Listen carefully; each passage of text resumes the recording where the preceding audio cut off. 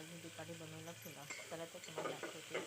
त्याच्यात आधी तर गरम मसाल्याचे काली मिरी, लवंग, दालचिनी वगैरे ना थोडंसं बारीक करून टाकलेलं, त्याच्यामध्ये दिसत नाही. आणि व्हेजिटेबलमध्ये मी टाकलेलं आहे वाटाणा, शिमला मिर्च, परसबी म्हणजे ग्रीन व्हेजिटेबल्स टाकले पूर्ण. आणि ते व्यवस्थित तेलामध्ये परतून गेले. आणि मी एकीकडे तांदूळ भिजत घातलेले एक 15-20 मिनटासाठी.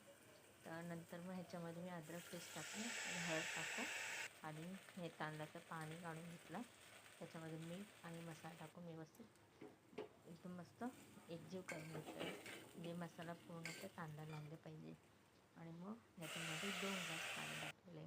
1 ग्लास तांदूळ होता, त्यात मी 2 ग्लास पाणी ॲड केलं आणि थोडं आधी उकळी होऊन दिली.